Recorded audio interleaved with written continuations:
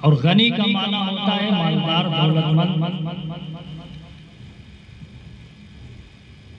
اغنیا پلتے ہیں در سے وہ ہے باڑا تیرا، لفظ باڑا کے تعلق سے آپ یاد رکھیے، یہ اس جگہ کو کہتے ہیں جہاں سے خیرات بڑھتی ہو، مطلقاً کسی سے کوئی انکار کا اور کسی کو نہ کہنے کا، جہاں سے سوال ہی نہ پیدا ہوتا ہو، وہ جگہ، اس جگہ کو کہتے ہیں باڑا۔ اصفیاء جو لفظ آ رہا ہے، اصفیاء چلتے ہیں سر سے، اس میں جو لفظ اصفیاء ہے، اصفیاء یہ صفی کی جمع ہے، اور صفی صاف دل رکھنے والے کو کہا جاتا ہے، بمعنی یہاں پر ولی اللہ لے سکتے ہیں، باعمل لے سکتے ہیں۔ اصفیاء چلتے ہیں سر سے، وہ ہے رستہ تیرا، یہ راستہ کا مخفف ہے رستہ۔ یہ مفہوم آپ کو معلوم ہے، اس لیے اس کی میں تشریح نہیں کر، اس کا میں معنی آپ کے سامنے نہیں رکھتا۔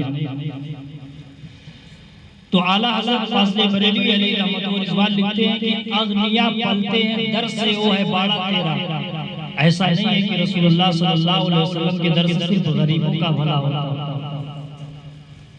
نبی کی بارگاہ میں چاہے امیر آئے چاہے غریب آئے، کوئی بھی آئے رسول کی بارگاہ میں، کسی شاعر نے کہا ہے کہ اپنے تو مگتے تو ہے مگتے کوئی شاہوں میں دکھا دو، مگتے تو ہے مگتے کوئی شاہوں میں دکھا دو، جس کو میرے سرکار سے ٹکڑا نہ ملا ہو، آتا ہے فقیروں سے انہیں پیار ہی کچھ ایسا، آتا ہے فقیروں سے انہیں پیار ہی کچھ ایسا، خود بھیک دے اور خود کہے مگتے کا بھلا ہو۔ تو اعلیٰ حضرت فاضل بریلوی علیہ رحمت و رضوان فرماتے ہیں کہ یا رسول اللہ، آپ کے در سے، آپ کے در، یہاں باڑا بمانا در، رسول اللہ صلی اللہ علیہ وسلم کی بارگاہ، آپ کی بارگاہ سے صرف غریبوں کا نہیں بلکہ دنیا کا جتنا بھی ہے، دنیا کا نظام نہ کسی بزرگ کے قدم مبارک سے چلتا ہے، نہ ہمارے اعمال سے، نہ سائنٹیفک ایجادات سے۔ یاد رکھیے گا یہ دنیا کا نظام انسانیت باقی ہے تو رسول اللہ صلی اللہ علیہ وسلم کے قدم مبارک کی برکت ہے۔ اگر رسول اللہ صلی اللہ علیہ وسلم کے قدم مبارک کی برکت باقی نہ ہوتی تو یہ کائنات کا نظام، یہ سورج کا چلنا، یہ چاند کا نکلنا، یہ چمکنا ستاروں کا، ان میں روشنی باقی نہیں ہوتی۔ یہ ساری کی ساری چیزیں پیغمبر اسلام صلی اللہ علیہ وسلم کے صدقے میں ہے۔ ہم اس امید ڈوبتے ہوئے سورج کو دیکھتے ہیں تو ہم اس امید میں سو جاتے ہیں کہ یہ سورج کل نکلے گا۔ مجھے بتائیے کہ کیا ہم جیسے نادانوں کے لیے یہ سورج نکلتا ہے یا احمد مختار کے لیے نکلتا ہے؟ جب تک اس دنیا میں نبی آخر الزمان صلی اللہ علیہ وسلم کا چرچا باقی رہے گا، یہ سورج یوں ہی اپنے نظام، اپنے ٹائم اور ٹیبل کے ساتھ نکلتا رہے گا۔ یہ رسول اللہ صلی اللہ علیہ وسلم کے قدم ناز کی برکت ہے۔ اسی کو اعلیٰ حضرت فاضل بریلوی علیہ رحمت و رضوان فرماتے ہیں کہ اغنیا پلتے ہیں در سے وہ ہے باڑا تیرا۔ آپ کی بارگاہ سے سب جتنے بھی سخی ہیں، جتنے بھی مالدار ہیں، جتنے بھی شہنشاہ ہیں، بادشاہ ہیں، یہ سارے کے سارے یاد رکھیے گا خلافت عثمانیہ میں صرف 36 سلاطین گزرے ہیں، سلطان جو ہیں 36 گزرے ہیں۔ یہ سارے کے سارے لوگ کس کی بنیاد پر گزرے ہیں؟ یہ اسلامی سلطنت کو قائم کیے تھے، اور تقریباً 1400 سال سے آج تک مسلمانوں کی اور دنیا میں بڑے بڑے حکمرانوں کی حکمرانی قائم ہے۔ لوگ جی رہے ہیں، لوگوں کا نظام چل رہا ہے۔ یہ ساری کی ساری چیزیں رسول اللہ صلی اللہ علیہ وسلم کے صدقے میں ہیں۔ اعلیٰ حضرت فاضل بریلوی آگے فرماتے ہیں، اس میں تھوڑی سی تفصیل میں طلب کروں گا۔ اصفیاء چلتے ہیں سر سے وہ ہے رستہ تیرا۔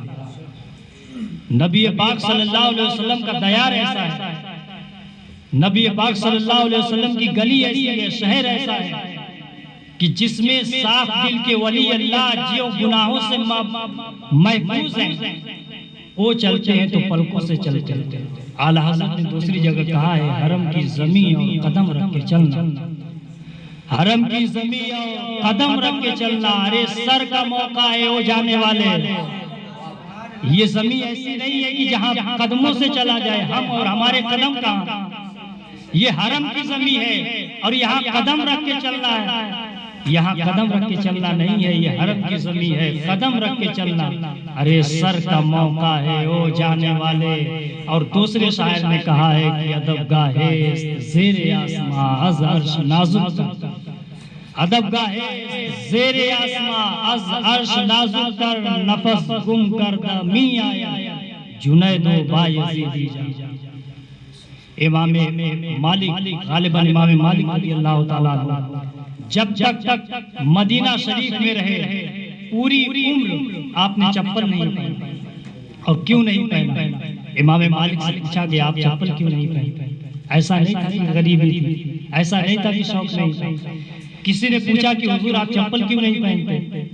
گرد و غبار لگتے، تو آپ نے فرمایا کہ میں چپل اس لیے نہیں پہنتا کہ مجھے ڈر ہے، خوف ہے کہ کہیں میرا قدم، میری جوتی، میرا چپل اس خاک پر نہ پڑ جائے جو خاک تلوہ رسول اللہ صلی اللہ علیہ وسلم سے لگا، کہیں ذرہ رسول کی بے ادبی نہ ہو جائے۔ اور امام اعظم ابو حنیفہ رضی اللہ تعالیٰ عنہ، اور جب وہ مدینہ شریف میں رہے انہوں نے بول و براز نہیں کیا، پیشاب پاخانہ نہیں کیا۔ جب بھی ضرورت پڑی ہے امام اعظم ابو حنیفہ رضی اللہ تعالیٰ عنہ کو مدینہ کی سرحد سے باہر گئے۔ اب مجھے بتائیے اتنا لحاظ رکھا ہے امام اعظم ابو حنیفہ۔ امام اعظم ابو حنیفہ کون ہے؟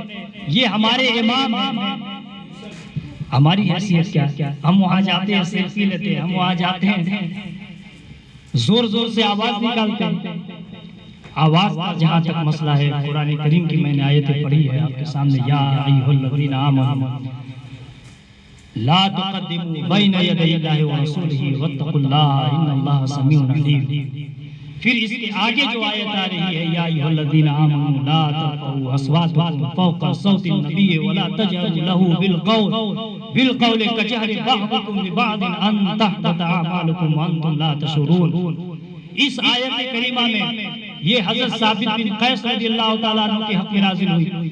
یہ بارگاہ رسالت رسول اللہ صلی اللہ علیہ وسلم کے صحابی تھے۔ یہ نبی پاک صلی اللہ علیہ وسلم اس طرح سے جیسے محفل لگی ہوئی ہے، اسی طریقے سے رسول اللہ صلی اللہ علیہ وسلم کی بارگاہ میں محفل لگتی۔ یہ صحابی رسول حضرت ثابت بن قیس رضی اللہ تعالیٰ عنہ یہ تھوڑا زور سے سنتے بھی، تھوڑا زور سے بولتے بھی تھے اور زور کی آواز سنتے بھی تھے۔ نبی کی بارگاہ میں اس طرح سے محفلیں لگتی، لوگ اپنی بات کو منوانے کے لیے نبی کی بارگاہ میں کوئی زور سے بولتا، اللہ کے حبیب صلی اللہ علیہ وسلم کی بارگاہ میں حضرت ثابت بن قیس رضی اللہ تعالیٰ عنہ کو زور سے بولنا بھی پڑتا اور زور سے بولنا بھی پڑتا، زور سے سننا بھی پڑتا۔ اس طرح سے صحابہ آپس میں جب گفتگو کرتے یا کوئی بعض حضرات آتے آپس میں گفتگو کرتے تو بہت تیز رفتار کے ساتھ بہت تیز آواز سے بلند گفتگو کرتے۔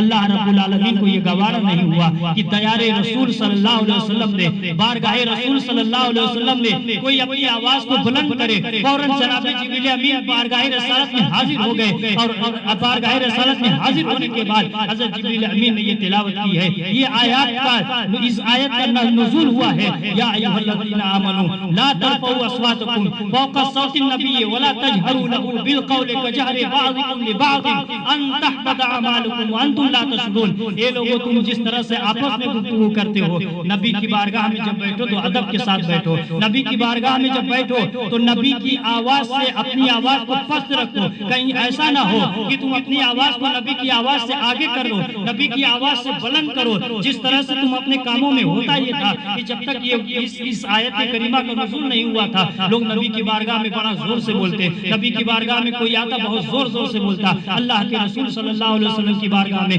کوئی زور سے بولے اللہ کو گوارا نہیں ہوا، اس لیے اس آیت کریمہ کے ساتھ جناب جبریل امین کو بھیجا ہے۔ حضرت جبریل امین آتے ہیں اور اس آیت کریمہ کو مزدہ جعفریہ سناتے ہیں۔ اللہ کے حبیب صلی اللہ علیہ وسلم کی بارگاہ میں جتنے بھی صحابی تھے تمام کے تمام لوگوں نے سب کے سب اس آیت کریمہ کو سنتے ہیں، یا ایھا الذین آمنوا لا ترفعوا اصواتکم فوق صوت النبی ولا تجهروا له بالقول كجهر بعضكم لبعض ان ان تحبط اعمالکم وانتم لا تشعرون. تم نبی کی بارگاہ میں بیٹھو تو ادب کے ساتھ بیٹھو, نبی کی بارگاہ میں بولو تو ادب کے ساتھ بیٹھو. کہیں ایسا نہ ہو ان تحبط اعمالکم, تمہارے زور سے بولنے کی بنیاد پر, تمہاری بے احتیاطی کی بنیاد پر تم ان تحبط اعمالکم وانتم لا تشعرون, تمہارے اعمال برباد کر دیے جائے اور تمہیں شعور بھی نہ ہونے پائے, تمہیں خبر بھی نہیں ہونے پائے, تمہیں شعور بھی نہیں ہونے پائے. اس لیے نبی کی بارگاہ میں بیٹھو تو ادب سے بیٹھو. جناب ابو بکر صدیق رضی اللہ تعالیٰ عنہ بھی تھے. اب اس کے بعد جب یہ آیت کریمہ نازل ہوئی ہے, بڑا دھیرے دھیرے بول رہے ہیں, نبی کی بارگاہ میں بیٹھے ہیں, نبی کی بارگاہ میں عرض کرتے ہیں تو بہت ہولے ہولے, بہت دھیرے دھیرے, دھیمی آواز میں نبی کی بارگاہ میں گفتگو کر رہے ہیں. اللہ کے حبیب صلی اللہ علیہ وسلم مسکراتے ہیں, نبی فرماتے ہیں کہ ابو بکر کیا بات ہے, ذرا زور سے بولو.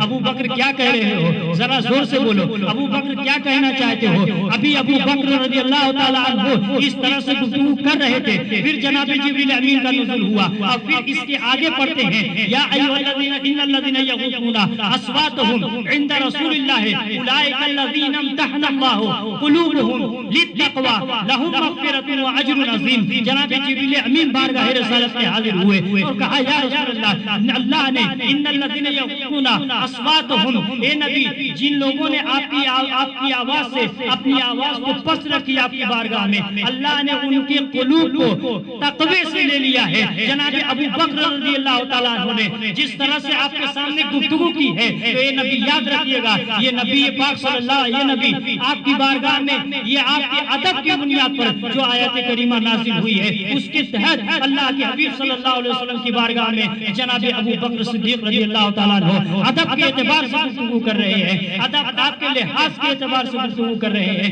اس لیے ان کی آواز بلند نہیں ہونے پا رہی ہے, اس لیے ان کی آواز بلند نہیں ہو رہی ہے. جناب ابو بکر صدیق رضی اللہ تعالیٰ عنہ نے اس طرح سے ادب کیا کہ جناب ابو بکر صدیق رضی اللہ تعالیٰ عنہ کے حق میں یہ آیت کریمہ نازل ہوتی ہے, ان الذین یغضون اصواتهم عند رسول اللہ اولئک الذین امتحن اللہ قلوبهم للتقوى لهم مغفرۃ واجر عظیم. انہی کے لیے مغفرت ہے, انہی کے لیے اجر عظیم ہے جن لوگوں نے نبی کی بارگاہ میں اپنی زبانوں کو لگام دی, جن لوگوں نے نبی کی بارگاہ میں اپنے قدم کو لگام دیا, جن لوگوں نے نبی کی بارگاہ میں اپنی زبان, اپنے ہاتھ, اپنے کیریکٹر, اپنے کردار, اپنے اطوار, اپنے علوم, اپنے فنون کو اب لگام دیا, جن لوگوں نے نبی کی علم سے آگے بڑھنے کی کوشش کی ہے, جن لوگوں نے نبی کی آواز سے اپنی آگے آواز کو بلند کیا ہے, جن لوگوں نے نبی کی بارگاہ میں نبی